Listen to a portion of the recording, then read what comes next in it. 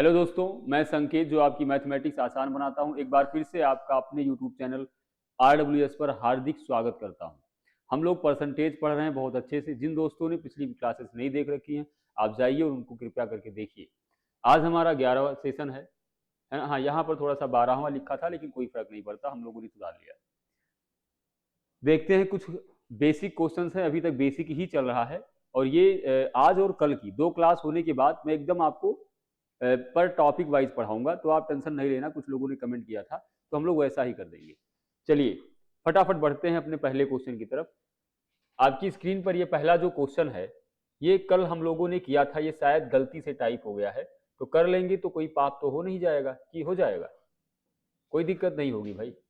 दो संख्याएं तीसरी संख्या से क्रमशः 50% और 54% कम है। दूसरी संख्या पहली संख्या से कितने प्रतिशत कम है? तो तीन संख्याएं हैं भाई, पहली, दूसरी और तीसरी।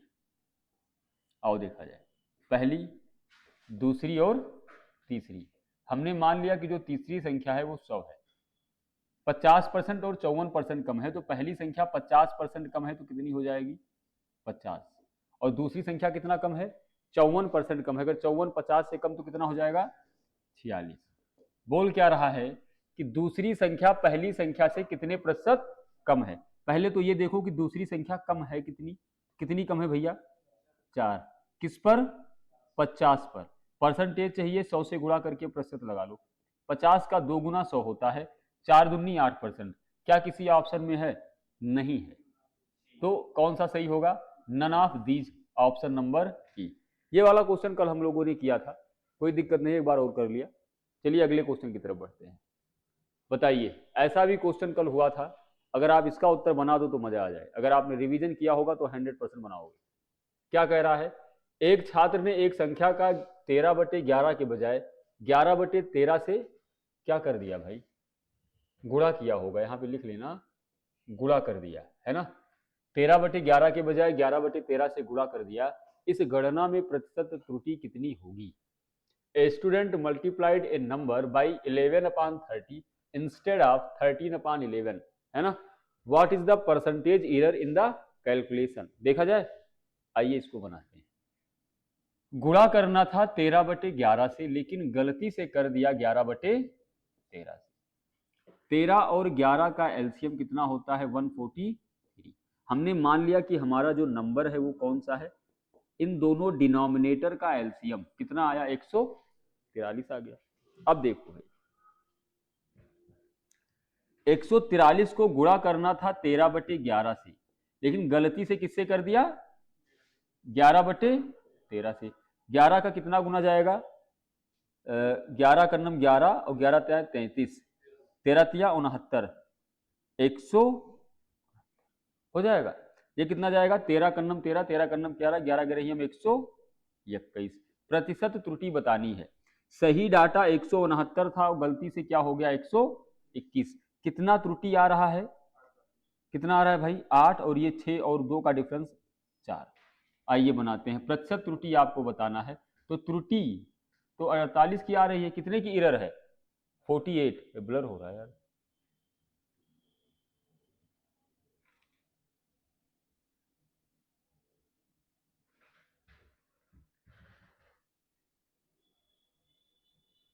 सही है, चलो। एरर आ रहा है 48 का, किस पर आ रहा है? 169 पर। परसेंटेज चाहिए तो 100 से गुणा करके प्रतिशत लगा लो। कितना जाएगा ये? 4800/169%। कितना आएगा? कितना? 28.4%। किसी ऑप्शन में है? Option number B. ये वाला जो क्वेश्चन है ना इस टाइप का, ये बहुत ज्यादा इंपॉर्टेंट है भाई, इस पर थोड़ा सा ध्यान देना। ये काफी टाइम से और काफी बार पूछा हुआ क्वेश्चन है, बढ़िया से इसको तैयार करना। आइए अगले क्वेश्चन की तरफ बढ़ते हैं। नेक्स्ट, रविंदर चिकित्सा बीमा पॉलिसी में 3750 का निवेश करता है, जो उसके वेतन का 15% है। बाद में वह अपने मासिक वेतन के 25% और 8% को क्रमशः बाल शिक्षा और म्यूचुअल फंड में निवेश करता है। उसके पास बची हुई कुल राशि कितनी होगी? फटाफट बताइए। देखो, हमने मान लिया, इधर देखो देखो सारे लोग, जो रविंदर है उसकी सैलरी कितनी रही होगी? 100%। भाई सैलरी तो पूरी 100% होती है ना, उसमें से क्या किया उसने? 3750 रुपए का निवेश किया, जो उसके मासिक वेतन का 15% है। तो हम सबसे पहले यहां पर निकाल लेंगे शेष उसके पास बचा कितना। 100 यूनिट उसकी सैलरी है, उसमें से घटा लो ये जो 15% उसने निवेश किया, और प्लस 25% कहां खर्चा किया? बाल शिक्षा पर, और 8% उसने म्यूचुअल फंड पर निवेश किया। यही तो है। तो कितना बचा भाई? 100 माइनस 15, 25, 5, 30, 10, 40, 60, 48, ये कितना बनेगा? 52% बचेगा, नहीं बचेगा? भाई 100% था, उसमें से 15% उसने खर्चा किया, इन्वेस्ट कर दिया, 25% बाल शिक्षा पर, 8% म्यूचुअल फंड पर, तो शेष उसके पास अब कितना रुपया बचा?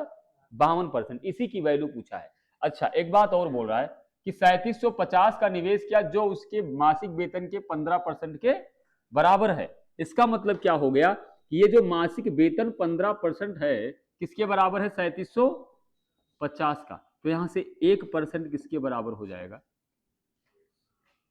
15 दूना 30 और 15 पचे 75, और ये हो गया 0। 250 रुपए के बराबर हुआ। आपसे बोल रहा है कि इस 52% का मान बताओ, तो 52% की वैल्यू कितनी हो जाएगी भाई? 52 गुणे 250। अरे मेरे दोस्तों 1% बराबर आ गया 25, 1% बराबर 25, तो 52% बराबर 52 गुणे, सॉरी 1% बराबर 250, तो 52% बराबर 52 गुणे 250 कितना आएगा आपका? 13,000। क्या किसी ऑप्शन में है 13,000? कौन सा है? Option number D. ये क्वेश्चन सरल था या कठिन था? नहीं, अब लगने के बाद क्या लगा? इजी और टफ? इजी है। आइए अगले क्वेश्चन की तरफ बढ़ते हैं फटाफट। नेक्स्ट, हाँ ये चौथा नंबर क्वेश्चन अभी हम और आप छोड़ देंगे, है ना। ये मुझे बहुत अच्छा लगा क्वेश्चन, इसको हम लोग लास्ट में करेंगे। बढ़िया क्वेश्चन है, सबसे लास्ट में चौथा नंबर करेंगे। इसमें तुम्हारे दिमाग का दही और दही बड़ा दोनों में करूंगा। आइए अगले क्वेश्चन की तरफ बढ़ते हैं। हाँ किस एग्जाम का पूछा हुआ है ये? CHSL 2020। इस टाइम CHSL चल भी रहा है, अभी देखना कैसा क्वेश्चन आया था।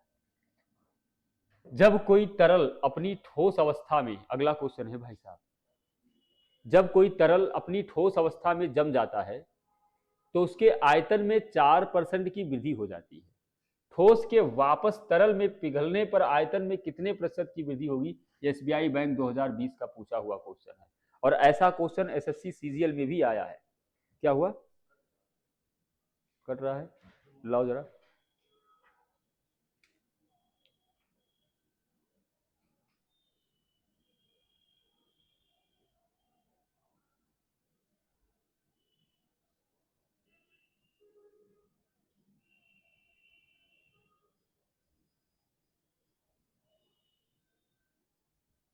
अब सही है, लो आइए देखो भाई, क्वेश्चन हमारा कह रहा है जब कोई तरल अपनी ठोस अवस्था में जम जाता है तो उसके आयतन में 4% की वृद्धि होती है। 4% की वृद्धि मतलब कि 100 था पहले, आयतन कितना हो गया? 104 हो गया, बढ़ गया तो 100 से कितना? 104 हो गया, है ना। अब क्या कह रहा है? ठोस के वापस तरल में पिघलने पर उसके आयतन में कितने प्रतिशत की कमी होगी? जब जम गया तो 104 हो गया, तो जमने से पहले तरल अवस्था में 100 था, तो भैया 104 से कितना कम हो जाएगा? भाई 100 से 104 हुआ, अब कह रहा है पुनः अगर वो बदल जाए तो 104 से 100 होगा। 4 की कमी आई किस पर? 104 पर। परसेंटेज चाहिए, 100 से गुणा करके प्रतिशत लगा लो, होगा नहीं होगा? 2 पंचे 10, 2 दूनी 4, 2 का 50 गुना 100, यहां पर 2 का 25 गुना 100, 25 गुना 50, और 2 दूनी 4, 2 छक 12, और कटेगा क्या? 2 दूनी 4 हो गया, 2 का 13 गुना 26 हो गया, 25 दूना ये आएगा 50/13%, और 50/13 कहीं ऑप्शन में है? 50/13, ऑप्शन नंबर डी। सरल है कठिन? इजी और टफ? सरल है। वैसे भी तुम देख सकते थे 104 कितना गुना होता है 13 का? और फिर 100 का देख लेते, आराम से हो जाता है। इसको क्या बोलते हैं, बेसिक कैलकुलेशन सिखाना। ये आज मेरी फिंगर्स का है काम नहीं कर रही। आइए अगले क्वेश्चन पर देखें। नेक्स्ट, अगला क्वेश्चन आपकी स्क्रीन पर क्लियर है, वहां दिख रहा है बोर्ड पर?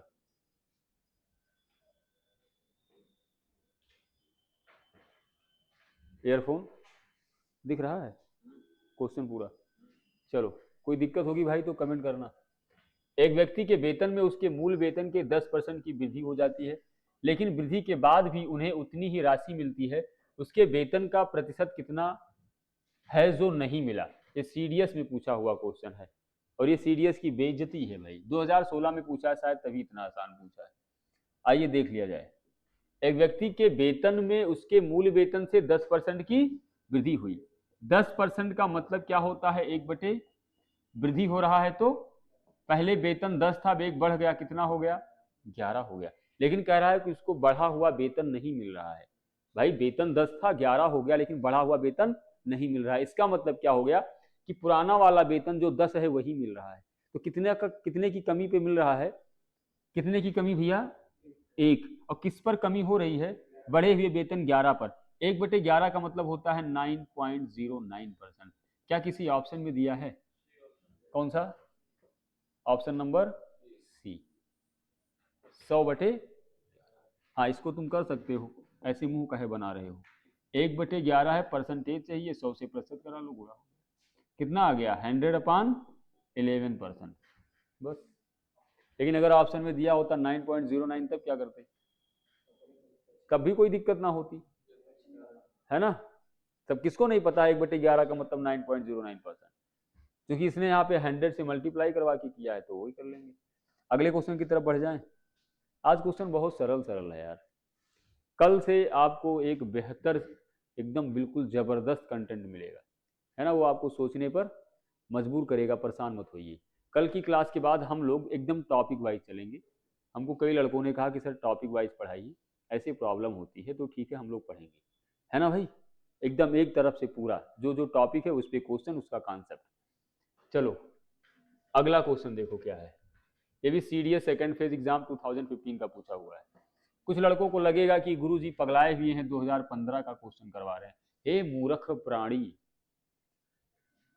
तुम ये वाला क्वेश्चन जाओ और अभी जो तुम्हारा पेपर हो रहा हो किसी भी एग्जाम का, या पिछले 1-2 साल का क्वेश्चन पेपर उठाओ, देखो ऐसा क्वेश्चन आया है कि नहीं आया है ना?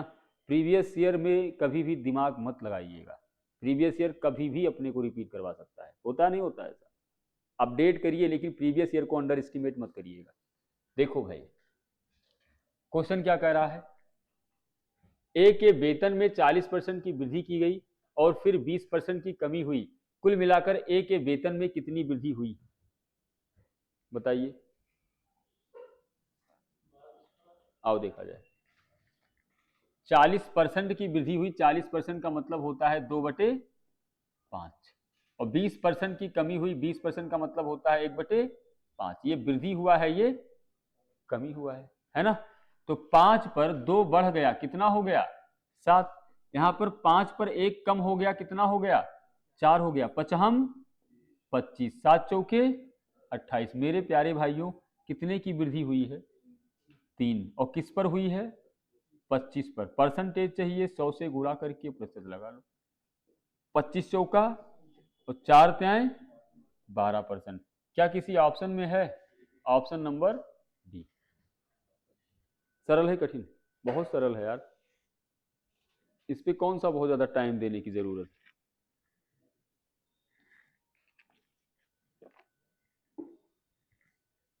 आइए अगले क्वेश्चन की तरफ बढ़ा जाए। क्वेश्चन नंबर 8 देखिए। एक छात्रावास में, छात्रावास मतलब हॉस्टल होता है, प्रति कमरा किराए में 20% की वृद्धि हो गई। सपोज कोई छात्रावास है, कोई हॉस्टल है, जिसके प्रत्येक कमरे के किराए में 20% की वृद्धि हो गई। किराया जो था पिछले से अब कितना? 20% बढ़ गया। इसके बाद बोल रहा है कि यदि छात्रावास में कमरों की संख्या में भी 20% की वृद्धि हो जाए, 20% कमरा भी बढ़वा दिया जाए, तो कह रहा है कि कैश काउंटर पर कुल संग्रह में प्रतिशत परिवर्तन क्या होगा? किराया भी 20% बढ़ गया, नंबर ऑफ रूम भी 20% बढ़ गया, तो ये तो जाहिर सी बात है भाई कि अब पैसा ज्यादा आएगा। कितना ज्यादा आएगा वही बताना है। तो 20% कमरे का किराया बढ़ गया, मतलब 1/5 बढ़ गया, तो प्लस 5 से 1 ज्यादा 6, और कह रहा है 20% नंबर ऑफ रूम भी बढ़ गया, 1 कितना आएगा 5 से 6, 5 6 कहो, परसेंटेज वैल्यू ही पूछा है तो देख लो। 25 में 25 पहले रुपया, पहले कितना आता था संग्रह 25, अब कितना संग्रह हो रहा है 36 का, कितना बढ़ गया 11, किस पर बढ़ा है 25 पर बढ़ा है। परसेंटेज चाहिए तो 100 से गुणा करके प्रतिशत लगा लो। 25 चौका 11 चौके 44%। क्या किसी ऑप्शन में है? Option number C 44% is your right answer. आ गया था? बहुत सही, बहुत सुंदर हैं आप। आगे बढ़ें, आइए अगले क्वेश्चन की तरफ। आज बहुत तेजी से हो रहा है, क्यों? क्वेश्चन सरल है।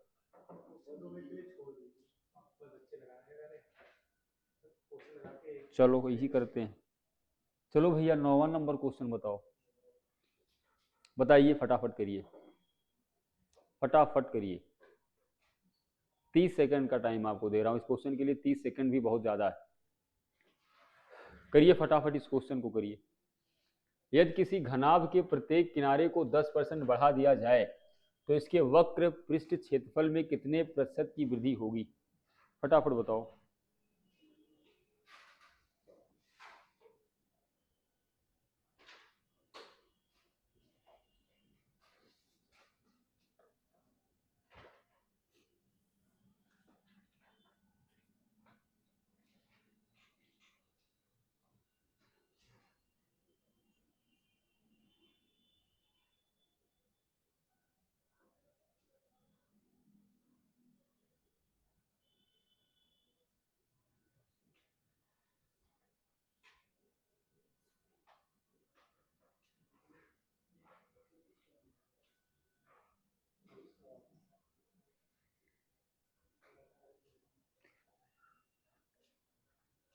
बताइए।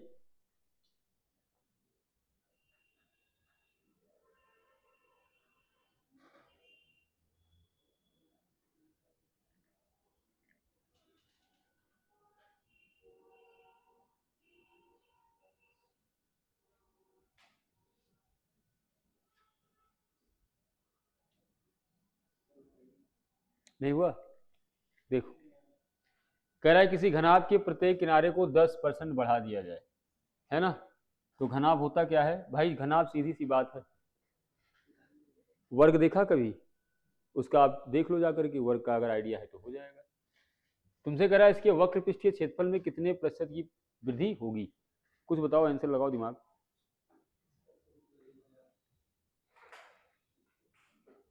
4a² कभी सुना है? कभी देखा है? घनाभ का जो वक्र पृष्ठीय क्षेत्रफल होता है वो क्या होता है? 4 × a²। कितना होता है? 4 × a², मतलब a जो है a गुणे, यही तो होता है। अब देखो, a मतलब साइड को 10% बढ़ा दिया, 10% का मतलब हो गया 1/, बढ़ा दिया तो प्लस हो गया, तो ये कितना हो गया 10 से 11। लेकिन होता क्या है, घनाभ का अगर वक्र पृष्ठीय क्षेत्रफल की बात करें तो a² होता है, तो यहाँ पर हो गया 10 का स्क्वायर, यहाँ पर हो गया 11 का। समझ में आ रहा है? तो 10 दहम्मा 100, 11 ग्रहियम कितना बढ़ गया 21, और चूंकि 100 पर वेरिएशन दिखा रहा है तो यही आपका आंसर हो जाएगा 21%। Option number A. Option number, समझ में आया? पक्का ना? घनाभ का वक्र पृष्ठीय क्षेत्रफल, ये चीज आपको पता होना चाहिए। वो कब पता चलेगा? जब मैं आपको मेंसुरेशन पढ़ाऊंगा, है ना? इतना तो जनरल नॉलेज है भाई, पता तो होना ही चाहिए, याद होना चाहिए आपको। नहीं याद है तो कोई बात नहीं। आइए अगले क्वेश्चन। क्या हुआ? ये आ रहा है और गलत हो जा रहा था? अरे यार, इसको देखो, कोई बात नहीं। देखो, बनाइए फटाफट। यदि आयत की प्रत्येक भुजा में 11% की कमी होती है तो क्षेत्रफल में कितनी कमी आएगी? आयत की प्रत्येक भुजा में 11% की कमी होती है तो क्षेत्रफल में कितनी कमी आएगी? बताओ भाई।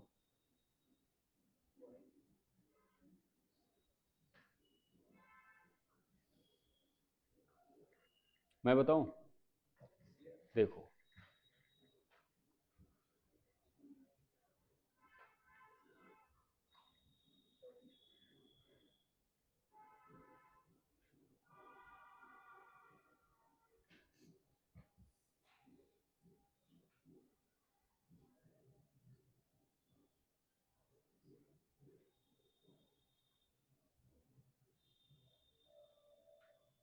देखो आप लोगों को एक बात सिखाई गई होगी, अगर कोई दो वेरिएबल है, सपोज ए और बी, एक बार ये a% बढ़ा, दूसरी बार b% बढ़ा, तो क्या होता है, net effective change percentage a plus B plus A B upon 100। ऐसा कभी पढ़ा है? क्योंकि यहाँ पर कमी की बात कर रहा है, तो माइनस ए, एकदम बेसिक से बता रहा हूँ, एकदम शून्य से बता रहा हूँ, माइनस बी और प्लस माइनस ए गुणे माइनस बी अपान 100। अब देखो ए का मान कितना है भाई साहब, 11, तो -11, बी का मान -11 प्लस -11 कितना होगा, 11 के रही हम 121, माइनस माइनस प्लस हो जाएगा 121 और बटे 100 है तो क्या लगेगा, दशमलव हो जाएगा, यहां बनेगा -22 और प्लस 1.21। मेरे भाई 22 से 1 घटाओगे कितना आएगा, 21, और 21 से 0.21 घटाओगे कितना आएगा, 21 से 0.1 घटाओगे तो कितना आ जाएगा, 20 दशमलव, तुम्हारे सामने इसके अलावा कोई ऑप्शन है ही नहीं। और ये निगेटिव साइन क्या बताता है, निगेटिव साइन क्या बताता है कि ये घट रहा है, क्या बताता है कि ये घट रहा है। समझ में आया? ये कोई ये सोचे कि आयत माइनस क्षेत्रफल माइनस कैसे हो सकता है, तो ये दिमाग मत लगाना फालतू, माइनस परसेंटेज है ना, तो ये क्या बता रहा है कि वो घट रहा है। समझ में आया? ये चीज तो पढ़ा ही होगा यार, a plus B plus A B upon 100। सरल है कठिन है ना? सक्सेसिव भी लगा सकते थे, 11% का मतलब होता है 11/100, सक्सेसिव ये भी फार्मूला, यहाँ पे फार्मूला लगाना आसान है, ज्यादा घटाओगे तो 100 से 11 घटाओ, 100 से 11 घटाओ, दिक्कत में पड़ जाओगे, फिर गुणा करवाना पड़ेगा उसको। ये वाला ज्यादा सही है यार, यही कर लो। बोलो आगे बढ़े, आइए आराम से। इसको देखो भाई, पहले आयत की लंबाई को 12% बढ़ा दिया और फिर चौड़ाई को 8% कम कर दिया, तो बोल रहा है क्षेत्रफल पर शुद्ध प्रभाव किस प्रकार का होगा, बताइए बताइए फटाफट बताइए। यहाँ पे दिक्कत हो रही हो कोई, तो जब अभी जाना अपने लाइब्रेरी या कहीं, तो अभी पीडीएफ इसकी जब टेलीग्राम पर शेयर करता हूँ तो वहाँ पे जाके बनाओ, यहाँ पढ़ो, क्यों, या फिर यहाँ पढ़ो जा करके, अभी यूट्यूब पे देखना है वीडियो, जब कल अपलोड होगी तो क्या करना, वहाँ पे फटाफट आंसर करो, धीरे धीरे शुरुआत तो करो आप। देखो यार, आयत की लंबाई 12% और चौड़ाई 8%, वैसे तो सबको पता है कि जो आयत का क्षेत्रफल होता है वो क्या होता है, लंबाई इंटू, लंबाई को बोल रहा है कि 12% बढ़ गया और चौड़ाई को बोल रहा है कि 8% कम हो गया, यही तो है। लगा दे सक्सेसिव, क्या होगा देखो भाई, x plus Y plus X Y upon 100, एकदम बेसिक से बता रहा हूं, ये 12 है बढ़ गया, ये 8 है घट गया, 8 भाई घटा है ना, और प्लस 12 गुणे -8 बटे 100, 12 से 8 जाएगा 4 और 12 अट्ठे 96, लेकिन ये प्लस माइनस माइनस, 96 बटे 100 का मतलब 0.96 हो जाएगा, नहीं हो जाएगा, तो कहीं ऑप्शन में देखो हल्का फुल्का कहीं नज़ारा मिल रहा है भाई, 4 से तुम 0.96 घटाओगे तो ये 3.04% आएगा, कितना आएगा, 3.04%, कितना कम हो गया, डिक्रीज बाई 3.04%, हुआ नहीं हुआ है? सरल है कठिन, एक मिनट, ये इंक्रीज होगा, प्लस है ना, ये क्या आया है, प्लस आया है, प्लस आया है, तो डिक्रीज नहीं, इंक्रीज बाई 3.04% होगा। अगर यही निगेटिव आ जाता तब क्या होता, डिक्रीज बाई। समझ में आया? आगे बढ़ा जाए, पक्का है? आज तो बहुत सरल सरल क्वेश्चन है भाई, और हर एक छोटे मोटे एग्जाम का बहुत फेवरेट क्वेश्चन है। अभी जैसे आपका आ रहा है क्या नाम उसका, होमगार्ड, और होमगार्ड में वैसे तो सिलेबस में शायद नहीं दिया है, कहाँ है, क्या डाले हैं, चलिए मैं इसको आज देख लूंगा। तो अगर ये लड़के बता रहे हैं कि होमगार्ड में यूपी पुलिस का पूरा सिलेबस डाल दिए हैं, और जिन दोस्त कहे छोड़ दे रहा है आज, और जिन दोस्तों ने यूपी पुलिस का लास्ट पेपर दिया था, तो अब समझ लो भैया होमगार्ड बनने के लिए क्या करना पड़ेगा। अब जिनको लगता है छोटी नौकरी है बड़ी नौकरी है, तुम्हारी जानकारी कितनी है वो पता चल जाएगा। देख दिया था लास्ट जो अभी आपका यूपी पुलिस हुआ था, नहीं एक तो बेकार हो गया था पेपर, जो दूसरा पेपर हुआ था उसमें मैथमेटिक्स वगैरह का आप जाकर के लेवल देखिए, क्यों, समझ जाओ गवर्नमेंट क्या चाहती है तुमको पता होना चाहिए। गवर्नमेंट रोबोट चाहती है एकदम, आयरन मैन, होमगार्ड नहीं, क्या चाहिए, आयरन मैन। अगला क्वेश्चन है देखो तुम्हारे सामने, यदि वर्ग का क्षेत्रफल 19% कम हो जाता है तो वर्ग का विकर्ण कितना कम हो जाता है। एसएससी सीपीओ 2020, ये क्वेश्चन सीपीओ 2020 का है। ये होम गार्ड हो या दुनिया का कोई भी गार्ड हो, कोई भी पुलिस की भर्ती हो, एसआई वगैरह सब उसमें इंक्लूड करो। तुम यूपीएससी की सीसैट ले लो या फिर यूपी पीसीएस या किसी भी स्टेट की सीसैट ले लो, तुम एसएससी का कोई एग्जाम ले लो, कोई भी एग्जाम ले लो, ये क्वेश्चन नहीं आएगा क्या, या फिर आया ना हो तो बताओ। और ये कहाँ सीपीओ में तुम्हारे सामने लिखा हुआ है। कोई भी एग्जाम भाई, अगर होमगार्ड के पेपर में क्वेश्चन आ जाए और किसी को लगे बहुत टफ मैथ आई थी, तो मैथ टफ नहीं आई थी, आपकी तैयारी बहुत अधूरी है। ये 2 कौड़ी का क्वेश्चन है, देखो कैसे। वर्ग का क्षेत्रफल 19% कम हो जा रहा है। सबको पता है कि जो वर्ग का क्षेत्रफल होता है वो होता है मेरे प्यारे दोस्तों भुजा का स्क्वायर, ए स्क्वायर होता है। क्या होता है ना। कह रहा है विकर्ण कितना कम हो जाएगा। अच्छा ये भी सबको पता है कि जो वर्ग का विकर्ण होता है √2 इंटू ए होता है। अब आओ देखा जाए, क्षेत्रफल 100 से 19 कम हो गया, एरिया जो है 19% का मतलब 19/100, तो 100 से 19 कम हो गया, कितना बचा, 81 बचा। और सबको पता है एरिया होता है भुजा स्क्वायर। क्या होता है, भुजा स्क्वायर। ए स्क्वायर जो है वो 100 से कितना हो गया, 81 हो गया। तो यहां से ए बराबर क्या हो जाएगा, ये अंडर रूट नहीं लग जाएगा दोनों तरफ, बोल दो यार, तो ये कितना आएगा √10 और ये √81 आ गया, नहीं आ गया। अब तुमसे एक बात और कहा है कि विकर्ण में परिवर्तन पूछा है, विकर्ण बराबर होता है √2 इंटू √2 को तो तुम छेड़ना मत, √2 चेंज हो सकता है, विकर्ण तभी चेंज होगा जब उसकी भुजा चेंज होगी। विकर्ण कब चेंज होगा, जब उसकी भुजा चेंज होगी। तो भुजा तो चेंज हो गई ना। या ऐसे देख लो, जो डायगोनल डी होता है वो डायरेक्टली प्रोपोर्शन टू ए होता है कि नहीं होता है, diagonal D is directly proportion to A. तो जो परिवर्तन भुजा में हुआ है वही परिवर्तन विकर्ण में होगा। तो यहां पर भुजा कितना हो गया, 1 किस पर 10, और 1/10 का मतलब क्या होता है 10%। तो अगर भुजा 10% कम हो गई तो डायगोनल भी कितना कम होगा, 10% कम होगा। Option number B. बोलो समझ में आया, पक्का है, समझ में आया भाई। आप ऑनलाइन वाले मेरे भाई और बहन समझ में आया, पक्का ना। क्वेश्चन में दम नहीं है, और जिसको बहुत ज्यादा झुलझुलाहट हो दिमाग पर मैथमेटिक्स का डोज, वो लोग हमसे एक बार ऑफलाइन आकर मिलो, देखो तुम्हारे मैथ की क्या ऐसी की तैसी होती है, ऐसी की तैसी पॉजिटिव वाली, है ना। ऐसे गलत मत समझना इसको। आइए आगे बढ़े, नेक्स्ट इसको बताइए।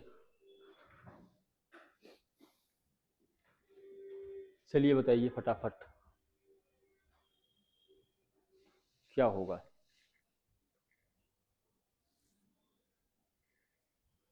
किसी संख्या में पहले 10% की कमी तथा फिर 10% की वृद्धि, इस प्रकार प्राप्त संख्या वास्तविक संख्या से 100 कम है, वास्तविक संख्या ज्ञात करो। देखा है, पहले 10% की वृद्धि हो गई, 1/10 वृद्धि हुआ तो प्लस 10 से कितना हो गया 11 हो गया। दोबारा कह रहा है 10% की कमी हो गई, कमी है तो -1/10 कितना बनेगा भैया, 10 से 1 कम 9 10 दामा 100, 11 नवा 99। मेरे भाई कितना कम हो गया, 1। उस 1 की वैल्यू कितनी दी है, 100 दी है। तुमसे पूछा क्या है, वास्तविक संख्या ज्ञात करो। तो वास्तविक संख्या क्या है, 100। 1 बराबर 100, तो 100 बराबर हो नहीं जाएगा 100 गुणे 100, और ये बराबर कितना आ जाएगा, 10,000। कौन सा ऑप्शन है, ऑप्शन नंबर डी, 10,000, एकदम सही। सरल है कठिन है ये, कुछ दम था। कितना टाइम हुआ, आइए एक चौथा क्वेश्चन जो आप लोग के सामने था उसको देख लें, आगे क्वेश्चन खत्म है ना। चलिए एक बात और आपको मैं बता दूं, फटाफट सुनिए। कल की एक और क्लास हो जाए, उसके बाद में हम लोग ना एकदम कॉन्सेप्ट जितना टाइप का है परसेंटेज वगैरह में, कॉन्सेप्ट वाइज पढ़ेंगे। जैसे हम लोग क्या करेंगे, इलेक्शन वाला क्वेश्चन पकड़ लेंगे, उसका पूरा कॉन्सेप्ट सीखेंगे, फिर इलेक्शन पर बेस्ड जितने क्वेश्चन आए हुए हैं या आ सकते हैं वो सारा का सारा देखेंगे, है ना। उसके बाद फिर मतलब ऐसे ऐसे करके सारा कुछ हम लोग खत्म करेंगे, क्योंकि कई लड़कों ने हमको बोला कि सर एक एक कॉन्सेप्ट का अलग अलग उसका पूरा पढ़ाइए तो ज़्यादा कुछ क्लियर होगा। तो वैसे ही कर लेते हैं, कोई दिक्कत नहीं है। लेकिन मुझे नहीं लगता इसमें भी कोई दिक्कत हो रही थी, अगर आप पढ़ने वाले हो। हाँ ये होता है कि इसमें आपको थोड़ी सी परसेंटेज की नॉलेज होनी चाहिए, हल्का आपने परसेंटेज कहीं पढ़ा हो, वो हम करेंगे तो एकदम वो क्लास टाइप हो जाएगा, कोई दिक्कत नहीं है। आइए एक चौथा क्वेश्चन मैंने छोड़ा था उसको कर लेते हैं भाई।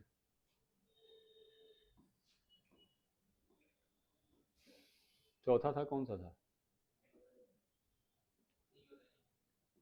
हाँ देखो, एसएससी सीएचएसएल में पूछा हुआ एक क्वेश्चन है, कराए 101 से 100 तक कितने प्रतिशत संख्याओं में इकाई का अंक 9 होगा। बताइए, एक बार सोचिए अपने दिमाग से।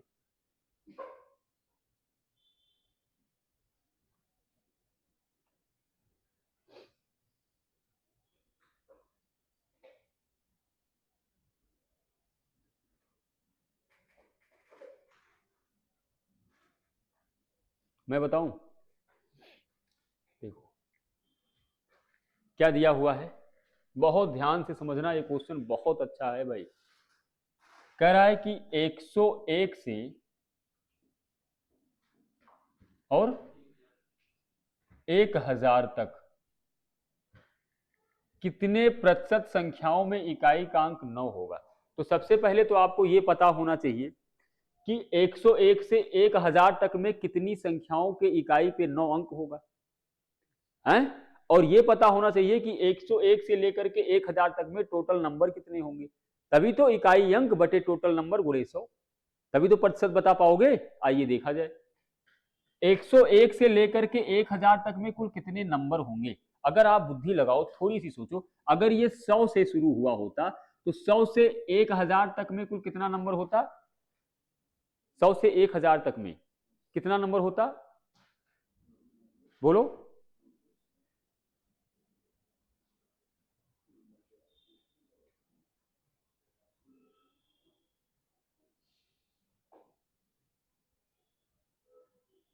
नौ सौ होता, पक्का ना। तो 101 से 1000 तक में कितना होगा, ऐसे देखो, 100 से 101 और 1000, 800 होगा। वाह, 899। और उस 899 जब आप लोगे तो ये 101 हट जाएगा, तो 101 को जोड़ना पड़ेगा, नहीं जोड़ना पड़ेगा, तो टोटल नंबर कितने हो जाएंगे भाई, 100 हो जाएंगे। देखो 101 से लेकर के, इसका एक फार्मूला भी होता है, शायद आप लोगों ने कभी पढ़ा हो, अगर नंबर सिस्टम पढ़ा होगा। क्या होता है, 1000 माइनस 101 और प्लस, ये कितना होगा आपका, माइनस करना है भाई, 899 और प्लस 1 कितना आ गया, 900 हो गया। हो गया। अब देखो कि यार कितने 9 हैं यूनिट डिजिट, उसके लिए क्या करोगे, ध्यान से देखो।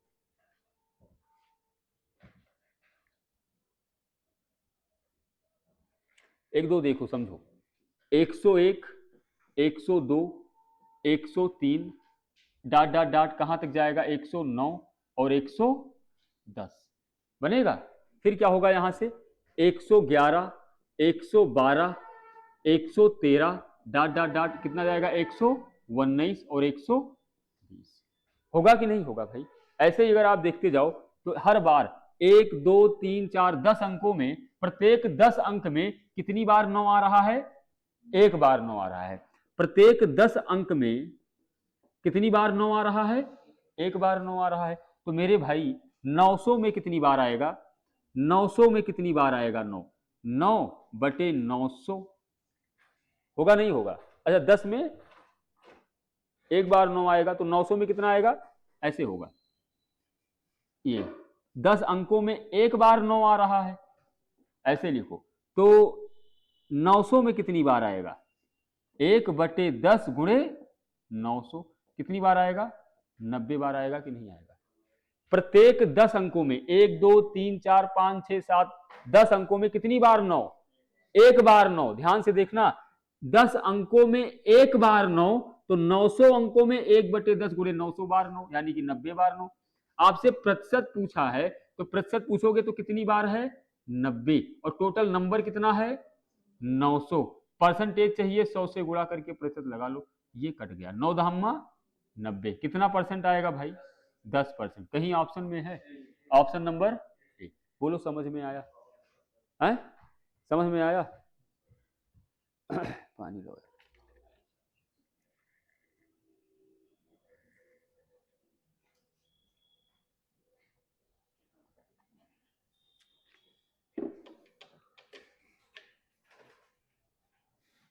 इसको एक और तरीके से बताऊं, हल्का सा एक और तरीके से बताता हूं।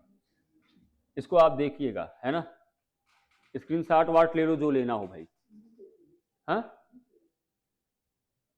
चलो न्यू पेज ले लो। देखो क्या कह रहा है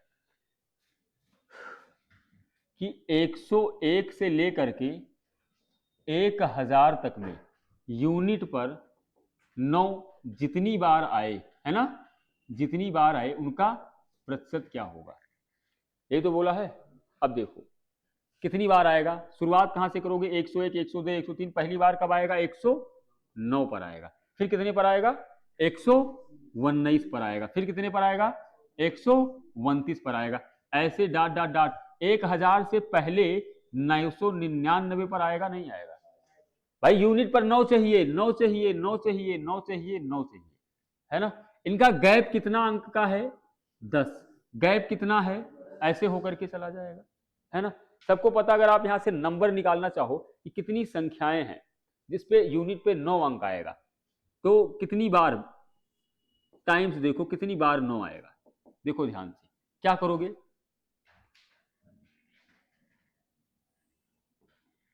999 माइनस 109 और बटे कॉमन डिफरेंस कितना है 10 और प्लस 1, ये बराबर कितना आ गया आपका, ये 9 हो गया 0 और ये 9 और ये 8 बटे 10 प्लस 1, ये कट गया नहीं कट गया। 89 और 1 कितना होता है 90, कितनी बार 9 आएगा 90 बार 9 आएगा, तुम्हारे सामने लिखा हुआ है। और तुम बस ये पता कर लो कि कितने टर्म्स होंगे, तो कितने टर्म्स होंगे भाई, कुल संख्या, कुल संख्या ये कितना होगा, कितनी बार था 1000 बार है कितना है, हाँ 1000 बार, तो कितना होगा 1000 माइनस 101 प्लस 1,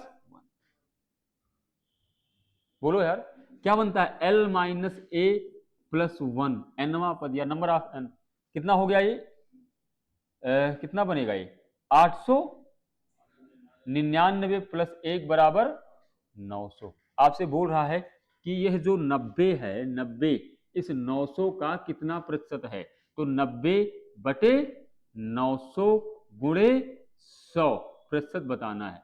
9 दहम्मा कितना आ गया आपका 10% आ गया। बोलो समझ में आया। दोनों तरीका सरल है कठिन, पक्का है। ये जो इसके पीछे ये हमने किया था समझ में आया था, कोई दिक्कत हो तो एक बार और बता दें, समझ में आ गया होगा है ना।